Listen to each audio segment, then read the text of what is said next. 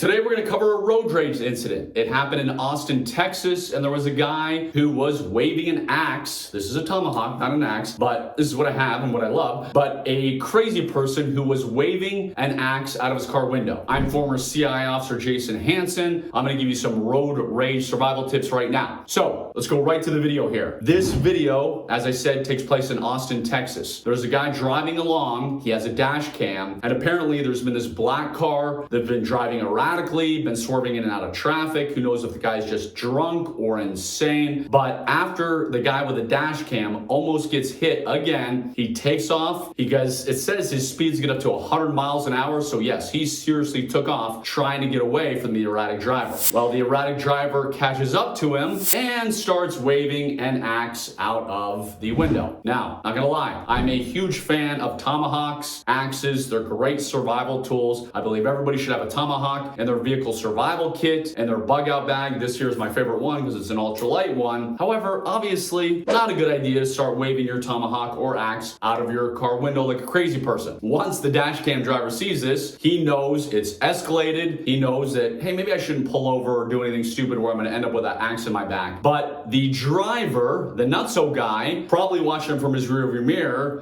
the dash cam guy ends up hitting a car in front of him. That car spins out, goes under the median. Thankfully, that car is okay. Now, they ended up catching the insane driver. The car, he stopped at a gas station, tried to abandon it. Police were alerted, they found him, and he was arrested, thankfully. The dash cam driver obviously did a good job, meaning he caught it on video, and he did not get out of the car and try and confront this person, because at the time, when he was first cut off, yes, he could have flipped him the middle finger, he could have started screaming at him, he could have pulled over like a lot of stupid people do. But guess what? One of the reasons you don't do that is, obviously, you want to keep your distance from a crazy person, but you never know what they have in the car. So if that guy had done that, he doesn't know that this guy's got a hatchet sitting right on his front seat where he's going to come at him, and that could be a very, very bad day. So remember, obviously swallow your pride, but you never know what weapons, because we are the United States of America, God bless us, we can have weapons, we can have guns, knives, tomahawks, and everything if you live in a free state, but you never know what people are going to have in the car, especially me. You do not want to do that to me because I got a lot of stuff in my car. So driver does an awesome job, keeps going, sped up. If you're really, really worried, you see this guy following you, get off at an exit, find the local police station, call 911, which you can do immediately to just report it. I mean, I've done that before. I've been seeing a guy driving radically crazy, call him and say, hey, I'm pretty sure the guy in front of me is drunk. Here's what mile marker we're at, because clearly you don't want a drunk person to kill a bunch of people. Another thing that this driver did pretty darn good is he, as I said, he tried to get out of the situation. He went up to 100 miles an hour. Not that you need to go that fast, but do not stick around, whether it's in a vehicle, whether it's on foot, because I've seen too many times people do not swallow their pride. They let the ego get the better of them, and they're like, you know what, I'm going to stick around here and see if this guy brings it up again. Dumb. Don't do that stuff. Always escape and evade if you can. If you're not protecting somebody else, if you're not protecting your wife and kids, no need to stay around there with some guy who's erratic and doing stupid things. So overall, this turned out good. Nobody got hurt. Nobody ended up with an axe in their back, and everybody kept their distance. So remember to do that. Remember to swallow your pride. Always avoid a road rage incident, even if it's not your fault, and have a